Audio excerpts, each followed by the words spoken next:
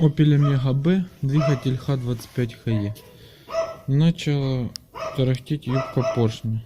После 420 тысяч пробега.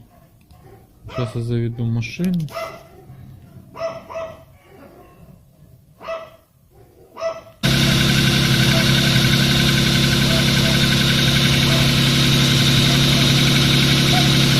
Сейчас машина работает, легко прослушивается, как ляпотит юбка поршня.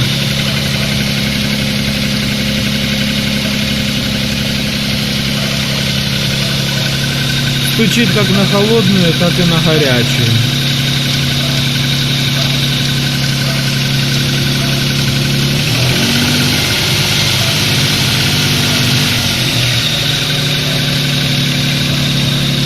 Будем искать пути устранения.